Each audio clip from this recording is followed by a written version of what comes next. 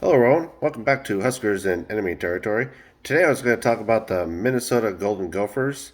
In the 2020 campaign, the Golden Gophers went 3-4 with wins over Illinois 41 to 14, Purdue 34 to 31, and also a win over Nebraska 24 to 27.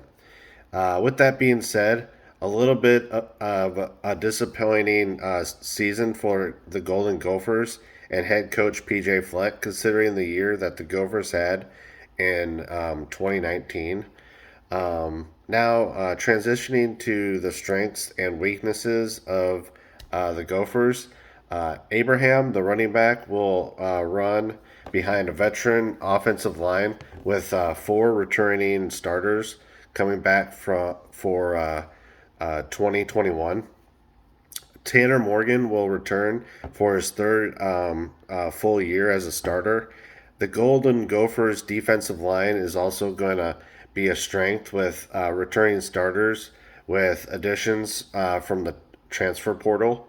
Last but not least, the secondary returns four of its five primary players, led by Coney Dorr. Um, Now, onto some of the weaknesses. The offense will encounter stacked boxes to stop Abraham, and Morgan may have some problems with throwing the football. Not in terms of actually throwing the football, but getting it to some of his wide receivers, just for the fact that the only real guy that they have is Autumn Bell, and the rest of the players are kind of unproven at this point. The majority of the defense will return, but will they improve enough overall as a squad? Also, the cornerbacks group, even though they are returning the five or four of the five starters, will they need to really step up this year and emerge as a Big Ten quality group if they want to contend for the Big Ten West. If you're enjoying this content, consider it like and subscribe. It's free and no charge to you, and it really helps out my channel grow. Now back to the fans' strength and weaknesses and record prediction. Gopher or Golden Gopher, he's on Twitter.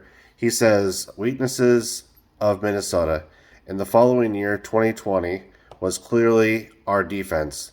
The weakness on the defense was up front. The front seven was putrid last year, giving up 206 yards per game on the ground at 6.3 yards per carry. Not good.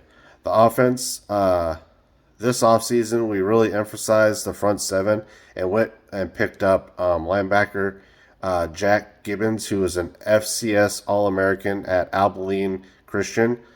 Supposedly, he looks really good. We're also getting back Oliver Martin, who was hurt in the 2020 season, and he played a big role in the success of the 2019 season.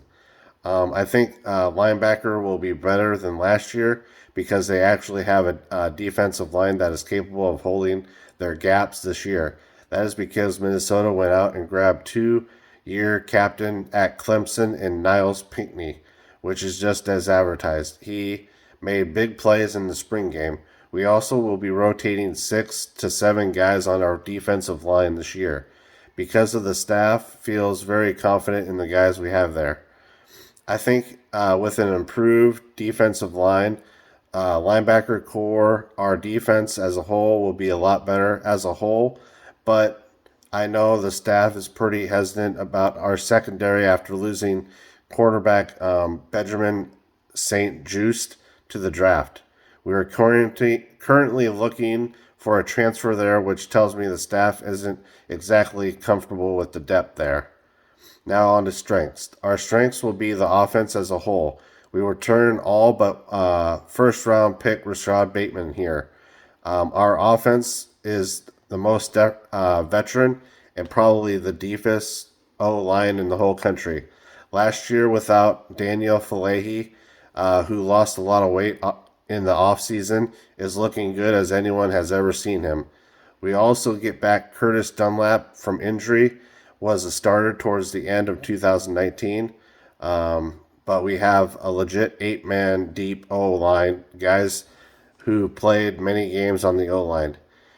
Behind them, we returned 2020 Big Ten Running Back of the Year, Mo Abraham, who is, in my mind, one of the top backs in the country.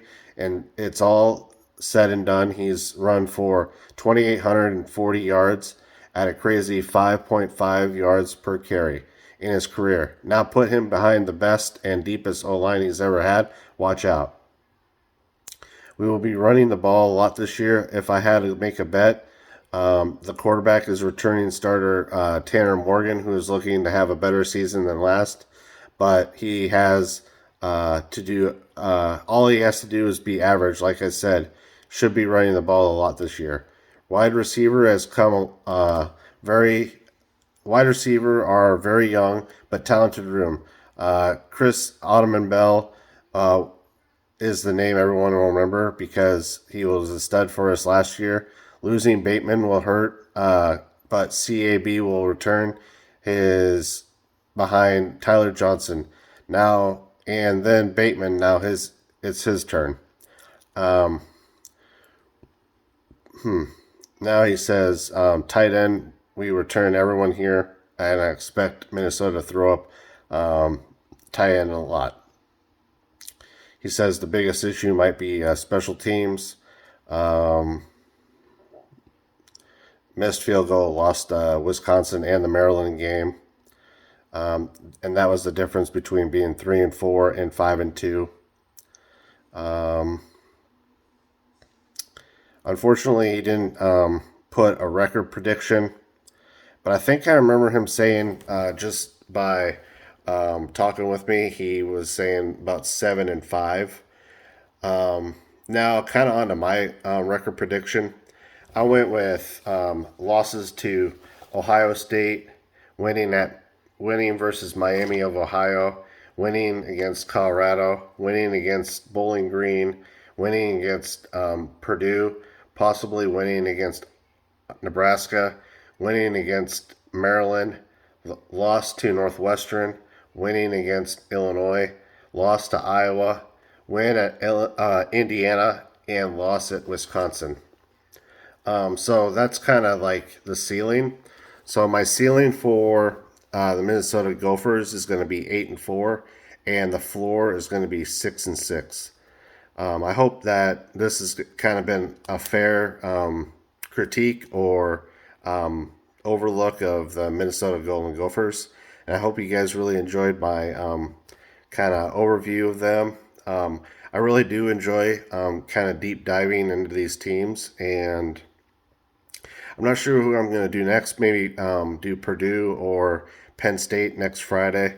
We'll see kind of what happens with some of the people that I talk to on Twitter. It almost hinges on who kind of gets to me first. Some housekeeping items. I'm kind of doing some plans on drawing some pictures and whatnot, and maybe posting those onto Twitter to see if I can garner some support on that, and selling some prints of some teams. Not too far away from actually buying a camera and recording on a camera instead of recording on my phone. Let's see. Once I get my camera, I'll also be able to use my microphone, which is really exciting. And then I think on to maybe buying a new laptop. I know I bought my wife one, but I would like a laptop for myself as well. And that's about it, really. I'm going to do the drawing probably on Saturday or Sunday for my 100th follower on YouTube.